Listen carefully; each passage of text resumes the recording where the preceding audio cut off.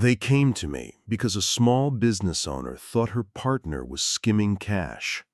18 hours later, I woke up holding a gun over a dead private investigator.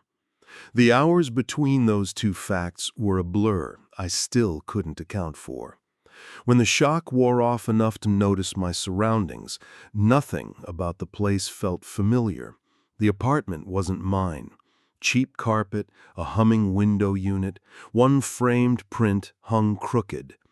I was on the edge of a couch with my back stiff, the pistol heavy in my right hand like it belonged there. On the floor, a man lay on his side, jaw slack, shirt dark at the ribs. My first move should have been simple. Drop the gun, call it in. Instead, I stood there listening for footsteps in the hallway, trying to find the last thing I remembered. The last thing was my office door closing yesterday afternoon. Then nothing. A yellow legal pad sat on the coffee table with my pen on top, cap off. The handwriting on the first page was mine. Block letters, the way I write when I don't want anyone to guess mood from the strokes. Don't call the police. Investigate yourself. I read it twice and didn't get smarter. My hand shook anyway, so I set the gun down on the couch cushion, muzzle away, and forced myself to look at the body for identifiers. Wallet in the back pocket. No ID inside, just a few business cards with the name rubbed off, and a receipt from a cash-only copy shop dated last week. I stood in the bathroom doorway and waited. I didn't know if the note was self-preservation or a setup, and I didn't move until my breathing stopped sounding controlled. The mirror over the sink had dried specks of toothpaste. Someone had been living here, not me. The cabinet above the toilet had 6 empty prescription bottles lined up, same pharmacy label format, same drug name, Zolpidem. Dates spread over the last month. I took a slow breath, then realized I was still breathing like I was trying not to be heard. I went back to the body and checked the pockets again, slower. This time, I found the phone. Black case, cheap model, screen spidered at one corner. Locked. On the lock screen, there was an emergency dial option. One contact listed under ICE. Me. I hesitated with my thumb over it. Standing in a stranger's living room in socks I didn't recognize, thinking about calling myself felt pointless. I hit it anyway. The phone in my jacket pocket buzzed. Not my main line, a burner I keep for clients who want discretion. The screen showed an incoming call from unknown. I didn't answer. I just let it ring until it stopped and the silence came back. That told me enough to move. I wiped the victim's phone with the hem of my shirt, grabbed my own burner, and pulled the legal pad page free without tearing the binding. I left the gun on the couch. I told myself that was restraint, not fear. In the hallway outside, there were no voices, no TVs. The kind of building where people mind their own business until the smell forces them to stop. I locked the apartment door behind me, because the key was already in my hand. I didn't remember picking it up, but it was there. In my car, I sat with the pad page on my knee and didn't start the engine. I reread "Investigate yourself" until the words went flat. I checked my wallet for the apartment key. It matched. That made my throat tighten, and I still didn't turn the ignition. I drove to the bar because it was public, and because I didn't trust being alone with my own thoughts.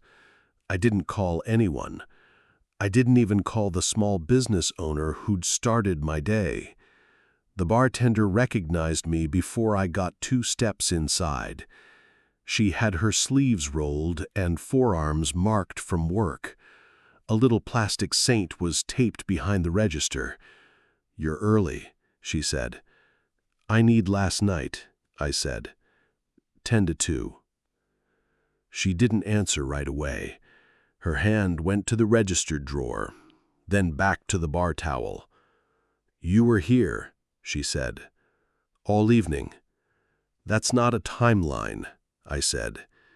"You drank soda water," she said. "You stared at your phone." I let relief settle in my chest, and I hated myself for it.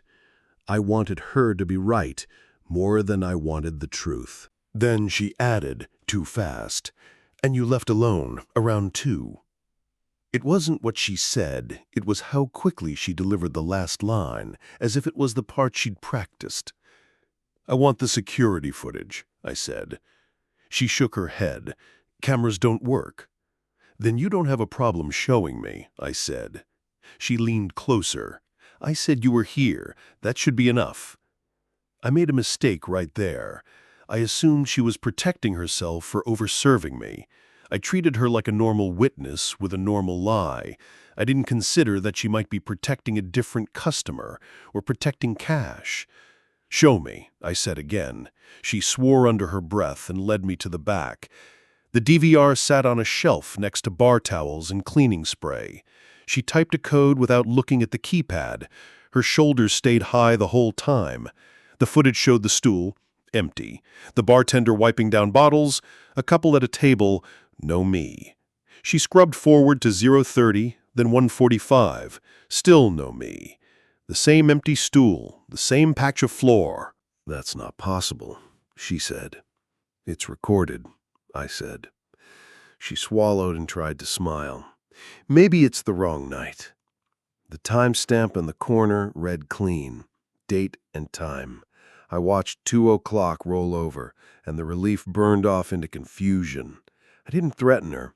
I didn't have leverage.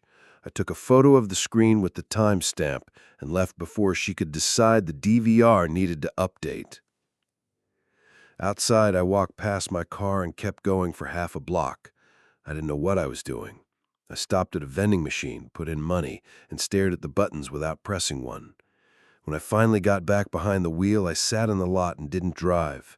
Engine off, hands on the wheel, listening to the bar's back door open and close. I checked my burner's call log. No outgoing calls, no incoming except the one from the dead man's phone. I went to my office because I needed my files, and because if there was a version of me that wrote notes like orders, he might have stashed something where I always stash things. The office was how I left it. Case folders stacked, a client intake form half-filled, a coffee ring on a legal pad. I stood over that ring longer than I should have. It looked old, but my brain offered nothing to pin it to. I opened my calendar and counted back 6 months to when I first noticed the gaps. The first one was small, an hour missing after a courthouse run.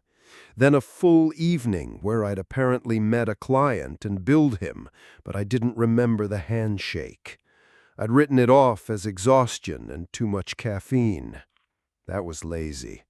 It was the kind of lazy that costs people money, and sometimes costs them their lives. I opened my safe. My own paperwork was in order. Too in order. That bothered me more than clutter would have. I checked my client ledger for cash deposits. I don't run cash through my business without logging it, and the entries were there. 5,000, monthly, marked consulting, no client name. It was my handwriting. It didn't prove I took the money, but it proved I wanted the record to exist. I pulled the bank deposit slips from the back of the ledger and matched the dates. Same day each month. Same time window, late afternoon. I couldn't tell if that was discipline or a ritual. I didn't like that I couldn't tell. By late afternoon, I went back to the stranger's apartment. I parked a block away and walked in like I belonged. The hallway was still quiet. No police tape, no smell yet. Inside, I used gloves from my trunk, not because I was careful, but because whoever left me that note had already made me part of a crime scene. The bedroom closet had a cheap metal lockbox on the top shelf. The bathroom had the empty Zolpidem bottles. The kitchen trash had takeout containers and a torn envelope from a pharmacy. I picked up the pharmacy envelope and read the printed return address twice. Same chain as the labels on the bottles. Same formatting. Same barcode placement. I didn't find a seventh bottle. That absence sat in my stomach. The lockbox felt heavier than it should. I carried it to the table and put it down. I spun the dial. I didn't know the combination. I told myself I didn't. My fingers landed on numbers anyway. 3 turns left, 2 right, 1 left. Then the click. Muscle memory. The box opened like I'd done it in the dark. Inside was a folder with a retainer agreement clipped to the front, signed 6 months ago. My signature at the bottom, clean and deliberate. The other signature was a name I recognized from the business cards I'd found in his wallet, now written in full. A private investigator. Not a cop. Not a client. A colleague. Fee, $5,000 a month, paid in cash. Service description, 24/7 surveillance of client. Client, me. I sat down hard in the chair and held the paper with both hands to keep it steady. I'd hired a PI to follow me, not for adultery, not for insurance fraud, to document my own blackouts. Behind the agreement were surveillance logs, typed, each entry time-stamped, locations, vehicles, short notes. Quote, subject left office 1812, end quote. Quote, subject met unknown male in parking lot 1903, end quote. Quote, subject returned home 2240, end quote. 1 line every few hours for months. A life I'd been living without full access. I flipped to the last page. The ink changed where it had been printed at different times. The final entry was at the bottom, a single paragraph that tightened my throat. 03:15 a.m. Subject is aware of surveillance. Subject is breaching my door. I stared at that line until the letters stopped looking like letters. I'd been the subject. He'd been the writer. In his last moments, he'd still been doing the job I paid him for. I kept reading, waiting for something that made me the victim. The logs didn't care what I needed. A few pages back, an entry from last week listed a location that matched the indoor range receipt sitting under the agreement. Same date, same time window. I had the thought that I was building a case against myself using a dead man's notes, and it still took me too long to stop. Then my burner vibrated on the table, unknown. I froze with the phone buzzing against the wood. I didn't answer. I didn't decline. I let it buzz itself quiet. A minute passed before I moved again, and when I did, it wasn't decisive. It was slow and resentful, the way I move when I know I'm out of my depth and still have to keep going. The folder held a small notebook, cash ledger style. Each month, $5,000. Each month, paid, client cash. Under the payments were 3 names that weren't mine. 2 were local attorneys I'd heard of. 1 was a marriage counselor whose flyers I'd seen in building lobbies.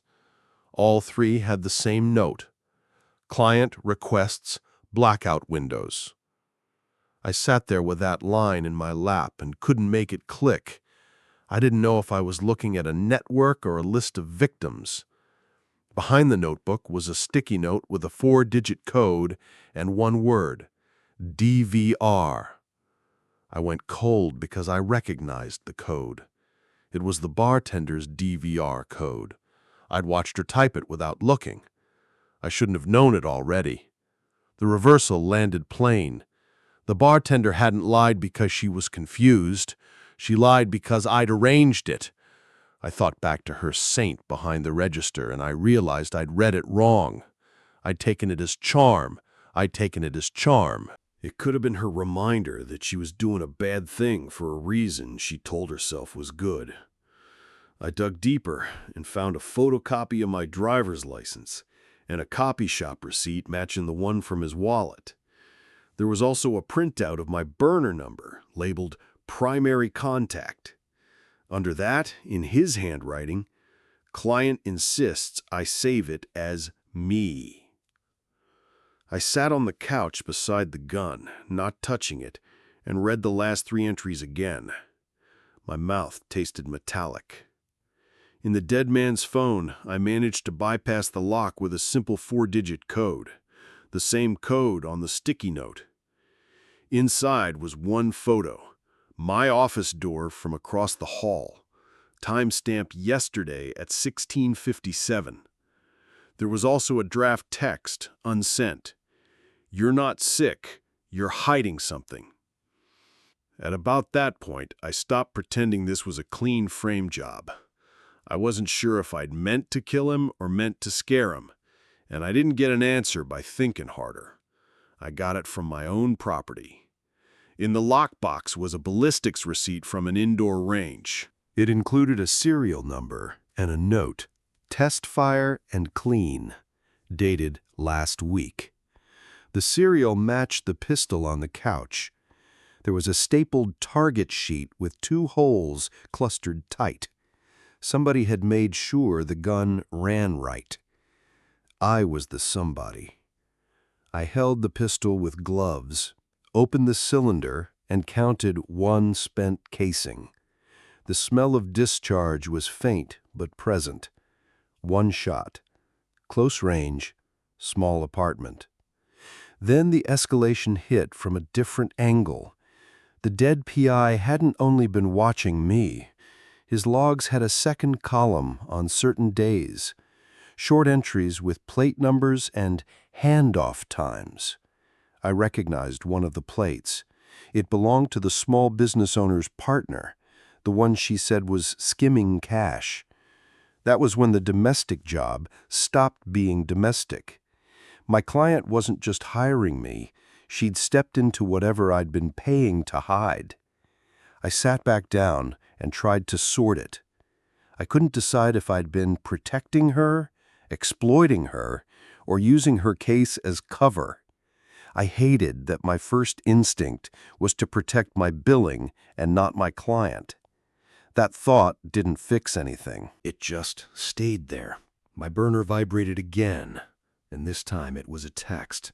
Unknown. "Don't go back to your office." I read it, then read it again, trying to find a trick in the wording. I didn't find one. I sat there with the phone in my hand and did nothing for a full minute. No plan, no call, no smart move. Then I stood up and started packing the folder and logs into a plain bag. I wiped down what I'd handled. I left the apartment locked. In the parking lot, I found a folded receipt under my driver's wiper. Fresh paper, no rain, no grime. Cash-only copy shop. Today's date. Time 6:48 p.m. Same shop as the receipt from his wallet, same one in the lockbox. I hadn't been there. Not that I could remember. That was the point. I didn't go to my office. Not yet. I drove to the copy shop and parked across the street where I could watch the door without sitting directly in front of it. I stayed in the car and waited. A man came out 5 minutes later carrying a flat white envelope. He didn't look around much. He got into a car and left. I wrote down the plate and then stared at the numbers until they stopped rearranging themselves in my head. I still couldn't place where I'd seen that car before. I drove back toward my office anyway, and I did it the long way. I checked for tails at lights and in store windows. I'm good at that when I'm tracking someone else. Tracking myself felt different. It made my hands sweat. By the time I reached my building, it was fully dark. The lobby lighting was down to night mode, and the elevator had that tired hum it gets after business hours. I stopped outside my office door and stood there with my keys in my hand. I listened. No voices, No footsteps, nothing that helped. I unlocked the door and stepped inside. I didn't turn on the main overheads. I used the desk lamp and kept the room small. The coffee ring on my legal pad was still there. I flipped the page underneath it. There was an indentation in the paper, block letters, pressed hard enough to bruise the sheet. I couldn't read the full sentence, but two things came through without effort. DVR and 903. I let that sit. I didn't chase it. My brain had been making up memories all day, and I didn't trust it to stop. I checked my office phone system log. One incoming call hit my main line yesterday at 9:03 a.m. No caller ID. Duration, 0.00.00. A hang-up before the first ring completed. I checked my burner again. One missed-called notification from unknown, timestamped 9:16 a.m., the same morning I'd woken up on that couch. Then I opened my email drafts and found what I didn't remember writing. One draft, no subject, saved but unsent. Attached, a still image from my building's hallway camera. Timestamp burned into the corner, 03:15 a.m. The frame showed my office corridor and my door. It also showed me in the hall, mid-step, heading away from the office. 03:15 a.m. in his log, I was breaching his door. 03:15 a.m. in my draft, I was leaving mine. Same minute, two different hallways. I didn't know what to do with that, so I did something smaller. I checked the building access app on my phone. It logged my key fob at 03:14 a.m., lobby entrance. Then 03:17 a.m., lobby exit. 3 minutes. I stood there in the quiet office and couldn't make the math work. It didn't turn into a plan. It just sat in my chest.